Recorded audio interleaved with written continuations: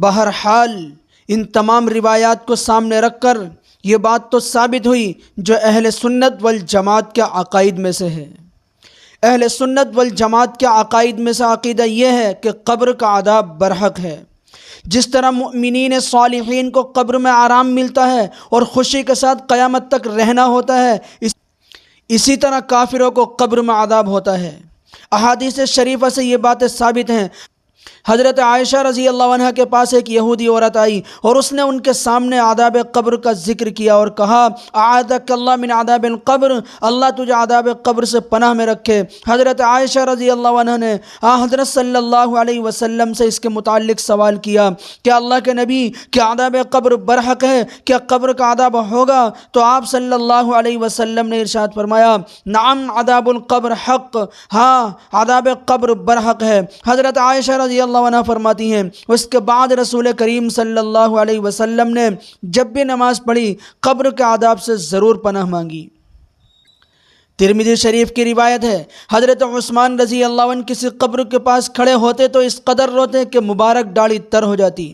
سوال کیا گیا کہ آپ جنت اور دوزخ کے ذکر کرتے ہوئے اور جنت اور دوزخ کے ذکر سنتے ہوئے تھے اور قبر کو دیکھ کر اس قدر روتے ہیں؟ حضرت عثمان رضی اللہ عنہ نے جواب دیا کہ رسول اللہ صلی اللہ علیہ وسلم نے فرمایا ہے کہ بے شک قبر آخرت کی منزلوں میں پہلی منزل ہے، اگر اس سے نجات پالی تو اس کے بعد والی منزلیں اس سے زیادہ آسان ہیں، اور اگر اس سے نجات نہ پائی تو اس کے بعد والی منزلیں اس سے زیادہ سخت ہیں۔ حضرت ابو سعید خدری رضی اللہ عنہ فرماتے ہیں کہ نبی پاک صلی اللہ علیہ وسلم نے ارشاد فرمایا قبر میں کافر پر 99 اژدہے اور بڑے بڑے سانپ مقرر کیے جاتے ہیں جو قیامت تک اسے ڈستے رہتے ہیں۔ ان کے زہر کا یہ عالم ہے کہ اگر ان میں سے ایک بھی زمین پر پھنکار مار دے تو زمین پر نام قیامت تک گھاس نہ اگے۔ یعنی ان کے زہر کا یہ اثر ہے کہ ان میں سے ایک اژدہا بھی اگر ایک دفعہ زمین کی طرف پھنکار مار دے تو اس کے زہر کے اثر سے زمین گھاس کا ایک تنکا بھی اگانے کے قابل نہ رہے۔ یعنی ان کے زہر کا یہ اثر ہے کہ ان میں سے ایک اژدہا بھی اگر ایک دفعہ زمین کی طرف پھنکار مار دے تو اس کے زہر کے اثر سے زمین گھاس کا ایک تنکا بھی اگانے کے قابل نہ رہے۔ آج کل کے آلات جنگ جیسے ایٹم بم وغیرہ دیکھ کر اس ارشاد نبوی صلی اللہ علیہ وسلم کے سمجھنے میں ذرا بھی تأمل کی گنجائش نہیں رہتی۔ ابو داؤد کی روایت ہے، حضرت براء بن عازب رضی اللہ عنہ کی ایک روایت ہے کہ رسول اللہ صلی اللہ علیہ وسلم نے ارشاد فرمایا کہ جب کافر جواب دیتا ہے اور فرشتے اس سے پوچھتے ہیں تو وہ یہی کہتا ہے ہاں ہاں لا ادری، ہائے ہائے مجھے کچھ پتہ نہیں، تو آسمان سے منادی آواز دیتا ہے کہ اس نے جھوٹ کہا، اس کے لیے آگ بچھا دو، اسے آگ کے کپڑے پہنا دو، اس کے لیے دوزخ کا ایک دروازہ کھول دو۔ چنانچہ دروازہ کھول دیا جاتا ہے جس کے ذریعے دوزخ کی تپش اور سخت گرم لو آتی رہتی ہے اور اس کی قبر اتنی تنگ کر دی جاتی ہے کہ اس کی ادھر کی پسلیاں ادھر اور ادھر کی ادھر آپس میں مل کر ٹوٹ جاتی ہیں۔ پھر اس کے عذاب دینے کے لیے ایک عذاب دینے والا فرشتہ مقرر کر دیا جاتا ہے جو اندھا اور بہرا ہوتا ہے، جس کے پاس لوہے کا گرز ہوتا ہے، جس کی حقیقت یہ ہے کہ اگر وہ پہاڑ پر مار دیا جائے، وہ گرز ہتھوڑا پہاڑ پر مار دیا جائے تو پہاڑ مٹی بن کر، رائی کے دانے بن کر، ریت کا ڈھیر بن کر نیچے بہہ جائے۔ اگر اس گرز کو ایک مرتبہ مارتا ہے تو اس کی آواز کو انسان اور جنات کے علاوہ پورا پچھم کے درمیان کی ساری مخلوق سنتی ہے۔ ایک مرتبہ مارنے سے وہ مٹی ہو جاتا ہے اور پھر روح لوٹا دی جاتی ہے۔ صحیحین کی روایت میں ہے کہ اس گرز کے مارے جانے سے وہ اس زور سے چیختا ہے کہ انسان اور جنات کے علاوہ اس کے قریب کی ہر چیز چیخ و پکار کے سنتی ہے۔ میرے بھائیوں، دریافت طلب امر ہے کہ انسانوں اور جناتوں کو میت کے مارنے اور اس کے چیخنے کی آواز کیوں نہیں سنائی دیتی؟ تو اس کا جواب یہ ہے کہ انسانوں اور جناتوں کو عالم برزخ سے واسطہ پڑتا ہے اور ان کو عذاب قبر دکھا دیا جائے یا کانوں سے وہاں کی مصیبت زدوں کی چیخ و پکار کی آواز سنا دی جائے تو ایمان والے نیک کام کریں گے۔ حالانکہ خدا کے یہاں ایمان بالغیب معتبر ہے، صرف رسول اللہ صلی اللہ علیہ وسلم کی باتیں سن کر مان لیں اور سمجھ لیں، سمجھ میں آئے یا نہ آئے، بہرحال آپ کی بات صحیح مانے، اسی کو ایمان کہا گیا ہے۔ سورۃ الملک کے اندر اللہ رب العزت کا فرمان ہے، ان الذین یخشون ربهم بالغیب لهم مغفرۃ واجر کبیر، بلا شبہ جو لوگ اپنے رب سے بن دیکھے ڈرتے ہیں ان کے لیے مغفرت ہے اور بڑا اجر ہے۔ اگر دوزخ و جنت اور برزخ کے حالات آنکھوں سے دکھا دیے جائیں تو پھر ایمان بالغیب نہ رہے اور سب مان لیں گے اور سبھی مطیع اور فرما بردار اور مؤمن ہو جائیں گے، مگر خدا کے یہاں آنکھوں سے دیکھے ہوئے پر ایمان لانا معتبر نہیں۔ اسی وجہ سے مرتے وقت ایمان لانے کا اعتبار نہیں، کیونکہ اس وقت عذاب کے فرشتے نظر کے سامنے ہوتے ہیں۔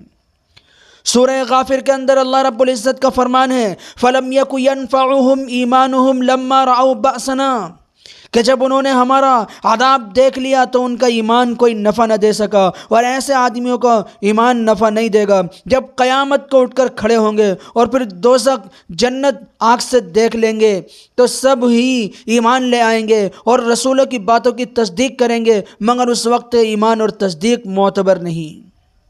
انسانوں کو عذاب قبر نہ دکھانے کی اور انسانوں کو عذاب قبر نہ سنائی دینے کی اور نہ سنانے کی وجہ اور مصلحت یہ بھی معلوم ہوتی ہے کہ انسان اس کی برداشت نہیں کر سکتے۔ اگر عذاب قبر کا حال آنکھوں سے دیکھ لیں یا پھر اپنے کانوں سے سن لیتے تو بے ہوش ہو جاتے، جیسے کہ ابو سعید خدری رضی اللہ عنہ کی روایت ہے کہ رسول خدا صلی اللہ علیہ وسلم نے ارشاد فرمایا کہ نافرمان کی میت کو جب اٹھا کر لے کر چلتے ہیں تو وہ کہتا ہے، ہائے میری بربادی، ہائے میری تباہی، مجھے کہاں لے کر جا رہے ہو؟ اس کی اس آواز کو انسان کے سوا سنتی ہے، اگر انسان سن لیتے تو بے ہوش ہو جاتے۔